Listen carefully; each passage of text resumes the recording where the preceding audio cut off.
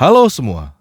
Pada video-video sebelumnya, saya sudah menjelaskan bahwa arti kata surga yang ada di Alkitab adalah langit yang kamu lihat di atas ketika kamu masih hidup.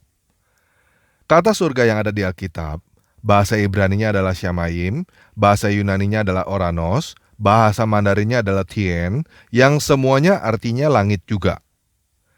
Lawan kata surga yang ada di Alkitab bukan neraka, tetapi bumi. Kalau teman-teman yang Kristen masih nggak yakin, silakan ingat-ingat lagi doa Bapa kami yang diterjemahkan oleh Lai. Terjadilah kehendakmu di neraka seperti di sorga. Bener gak? Oh, nggak bener ya? Yang bener gimana? Terjadilah kehendakmu di bumi seperti di sorga. Nah, jadi bagaimana dengan neraka? Yuk, sekarang kita bahas neraka yang ada di Alkitab. Oke, kita mulai aja ya.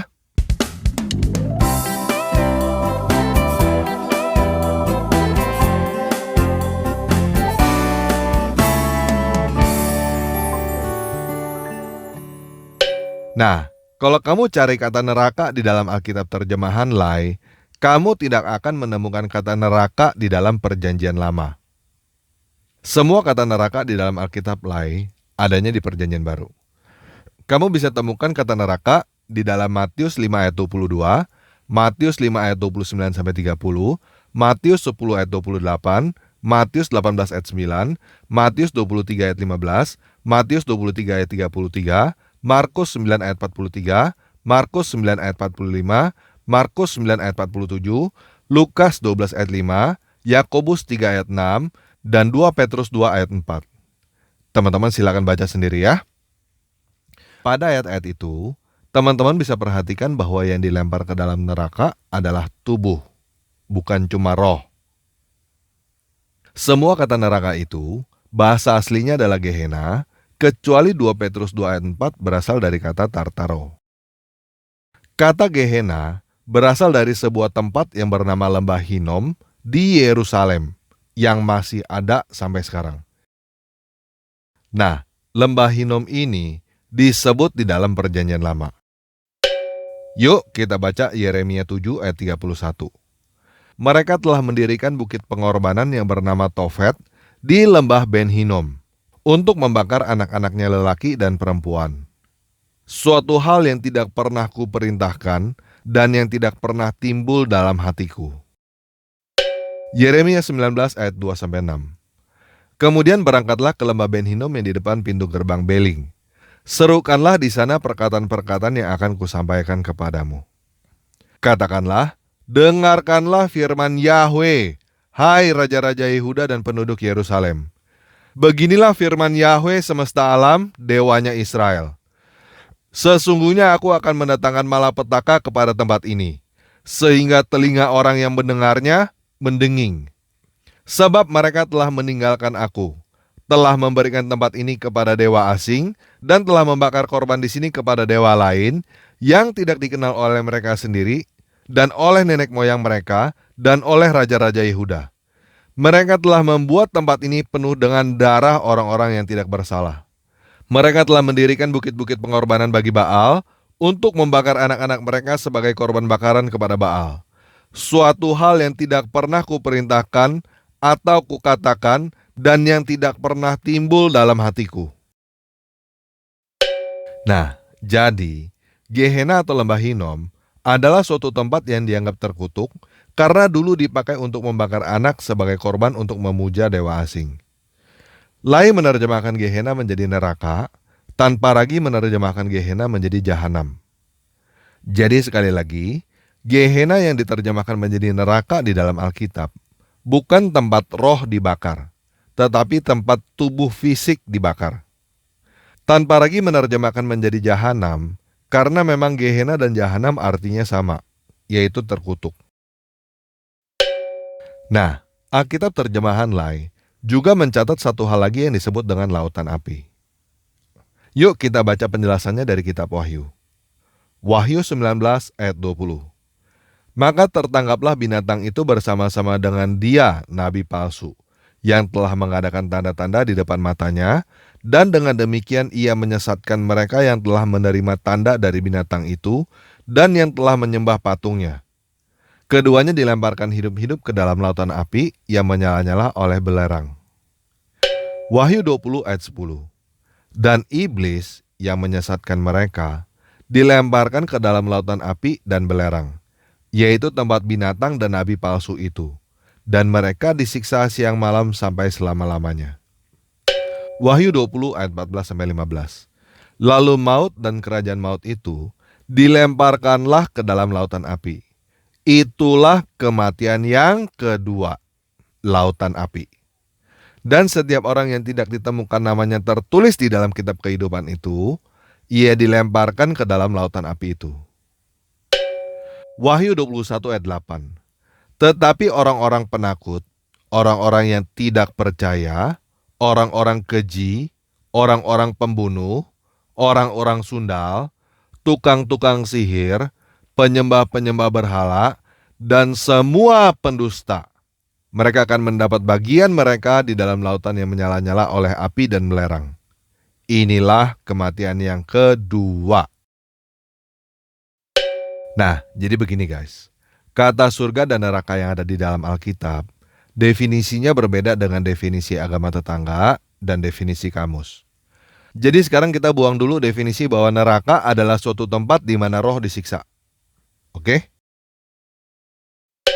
Nah, sekarang kita belajar sains sedikit ya.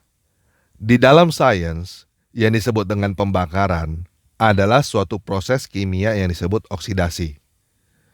Supaya teman-teman tidak bingung, saya langsung kasih contoh aja ya. Kalau teman-teman lihat pensil, di tengah-tengahnya ada yang hitam kan? Nah, itu namanya adalah grafit. Grafit terbuat dari atom yang disebut dengan karbon. Kalau karbon dibakar, artinya karbon ditambah dengan oksigen menjadi karbon dioksida. Jika proses pembakaran sudah selesai, maka seluruh grafit itu hilang menjadi gas. Ini yang disebut dengan oksidasi. Nah, proses oksidasi tidak selalu harus dengan oksigen. Masih banyak unsur kimia lain yang bisa menjadi agen penyebab oksidasi. Proses oksidasi lain yang teman-teman pasti tahu adalah proses karatan. Besi yang mengkilap menjadi coklat karena proses oksidasi. Jadi proses pembakaran itu tidak selalu harus dengan api. Pembakaran juga bisa dilakukan dengan air. Nah, eksperimen ini berbahaya ya guys. Saya bukan merekomendasi. Tetapi kalau teman-teman penasaran, mau coba bagaimana rasanya dibakar dengan air, coba teteskan sedikit aja cairan yang disebut dengan hidrogen peroksida, H2O2. Teman-teman akan tahu bagaimana rasanya terbakar tanpa ada api. Nah, hal lain yang ingin saya bagikan kepada teman-teman adalah tentang tubuh, jiwa, dan roh. Manusia yang disebut hidup adalah manusia yang tubuh, jiwa, dan rohnya berfungsi dengan baik. Pertanyaannya, di mana letaknya jiwa dan roh? Di dalam tubuh ya. Nah, ketika kita mati, jiwa dan roh kita ada di mana? Ada yang bilang surga, ada yang bilang neraka, ada yang bilang reinkarnasi, ada yang bilang purgatori, ada yang bilang tempat perhentian, dan lain sebagainya. Tetapi saya mau keluar dengan jawaban saya sendiri. Saya pernah bahas pada video sebelumnya yang berjudul menjelaskan Trinitas dengan teknologi, bahwa cara kerja tubuh kita ada kemiripan dengan komputer atau handphone. Handphone kita mempunyai hardware. Di dalamnya ada software, ada data, dan ada listrik. Ketika handphone kita rusak, misalnya hancur kebanting, software, data, dan listriknya kemana? Ya ada di handphone itu, ikut rusak bersama-sama dengan hardware-nya. Jadi menurut saya, ketika kita mati, jiwa dan roh kita ya ada di tubuh itu, ikut binasa bersama-sama dengan tubuh. Nah, karena saya belum pernah mati, jadi saya tidak tahu ini secara pasti. Namun saya pernah membayangkan bila saya mati, kira-kira rasanya apa ya? Yang paling parah adalah kalau gelap, namun sadar. Sadar merasakan tubuh mengalami pembusukan. Sadar merasakan tubuh digigit-gigit oleh cacing. Sampai kapan sadar merasakan itu? Nggak tahu. Mungkin sampai menjadi fosil pun masih sadar. Masih merasakan tulang pelan-pelan menjadi batu selama ribuan tahun. Proses menjadi fosil itu adalah proses oksidasi juga. Proses pembakaran tanpa api yang pelan-pelan. Dan kita nggak bisa lakukan apa-apa.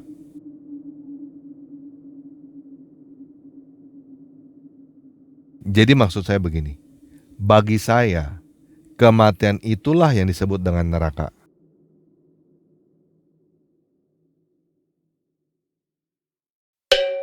Nah, dari mana pengertian bahwa surga adalah tempat yang menyenangkan untuk roh? Dari mana pengertian reinkarnasi? Menurut saya, dari anak kecil yang kehilangan orang tuanya. Misalnya ada seorang anak yang ibunya baru meninggal. Dia bertanya kepada bapaknya, "Pa, ibu di mana?" Kira-kira jawabannya apa?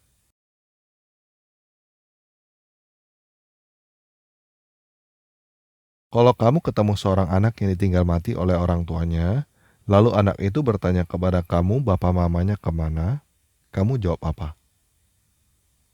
Apakah kamu akan jawab ke neraka?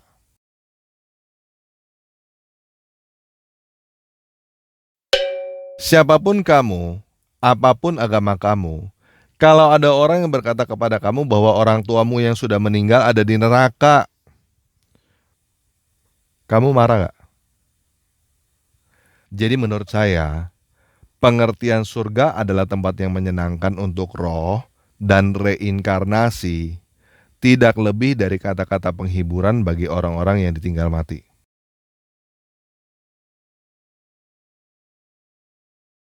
Tetapi kenyataannya kita semua pasti mati. Dan kita tidak tahu apa yang terjadi setelah kita mati. Jangankan itu, kapan kita mati aja kita nggak tahu. Dan seperti yang saya jelaskan tadi, apa yang terjadi pada tubuh kita setelah kita mati sudah cukup untuk disebut neraka. Oke, sekian video kali ini. Semoga Yesus Kristus, Dewa hidup yang mengalahkan kematian, menyelamatkan kamu dari kematian yang kedua.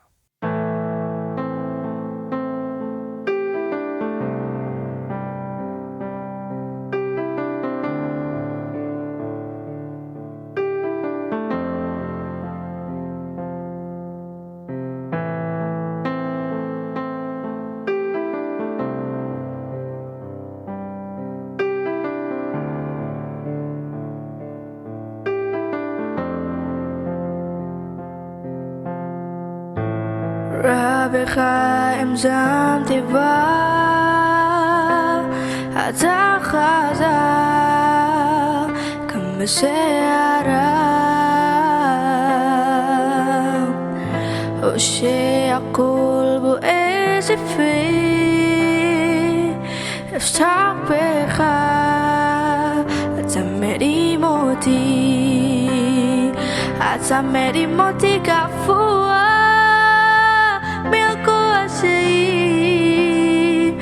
Samu ufatua Bisote Elohim Atameri moti kafua Luma seni masia Anisa khon kwa beateha Asani las la mantara Anisa khon kwa beateha Asani las la mantara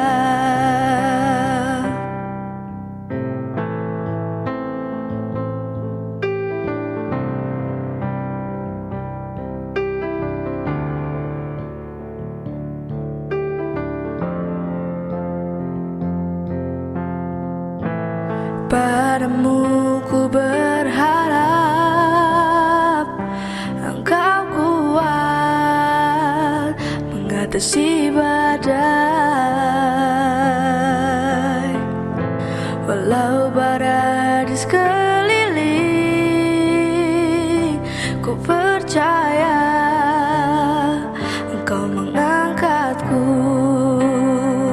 Engkau mengangkatku ke atas, atasi masalah. Ku temukan ketenangan dalam tangan-Mu dewata. Engkau mengangkatku ke atas, tak melihat yang berlalu. Kemenangan di tangan-Mu, ku lari menuju ke sana.